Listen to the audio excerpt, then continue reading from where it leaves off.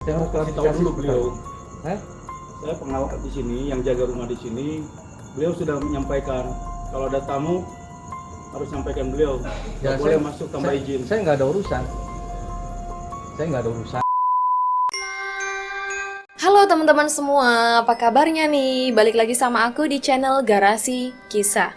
Oke, di videoku kali ini aku ingin membahas tentang sebuah kasus yang lagi ramai dibicarakan dan hingga menjadi trending topik di YouTube teman-teman, yaitu mengenai kasus seseorang ustadz bernama Ujang Bustomi, di mana beliau merupakan pengasuh padepokan anti galau di kota Cirebon, dan dia merupakan salah satu YouTuber yang lumayan familiar, di mana dari konten YouTube-nya tersebut beliau menampilkan video yang menantang beberapa dukun yang ada di Indonesia dan mengajak dukun tersebut untuk bertaubat teman-teman.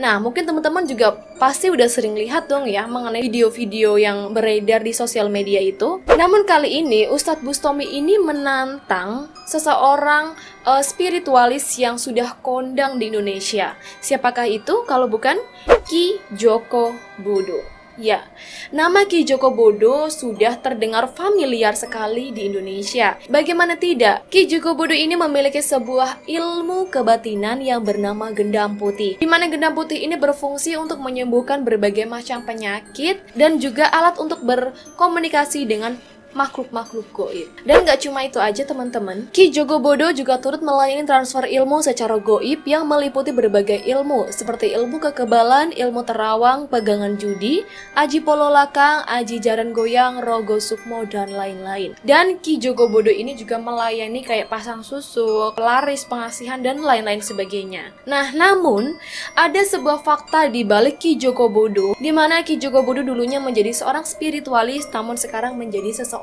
yang sudah berhijrah di jalan Allah.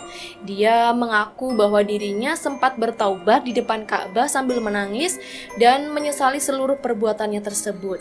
Dan gak cuma itu, Ki Joko Bodo juga merubah semua penampilannya mulai dari rambut dan cara berpenampilannya pun semuanya dirubah. Oke, jadi gak usah panjang lebar di sini, kita langsung masuk aja ke ceritanya.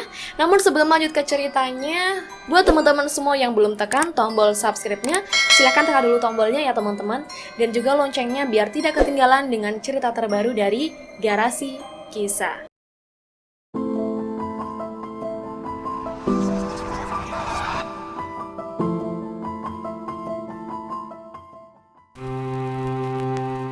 Jadi ceritanya ini berawal dari Ustadz Bustomi, di mana Ustadz Bustomi ini kerap mendatangi rumah dari Ki Joko Bodo yang berada di kawasan Lubang Buaya, Jakarta Timur. Pada saat itu Ki Joko Bodo sedang tidak ada di rumah. Jadi saat itu beliau sedang pergi keluar kota, seperti itu kan.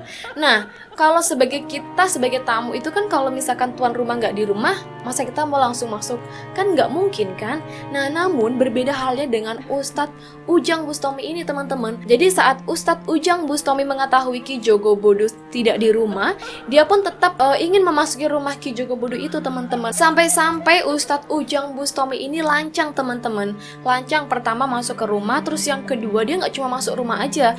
Jadi ini kayak ngeberantakin segala barang-barang milik Ki Joko Bodo ini, hingga akhirnya Ki Joko Bodo ini kayak muka marah banget sama si Ustadz ini karena dia merasa, aku nggak kenal loh sama beliau, tapi kok tiba-tiba kok kenapa bisa datang ke rumahku gitu loh, padahal kita nggak saling kenal dan aku pun posisinya saat itu nggak di rumah.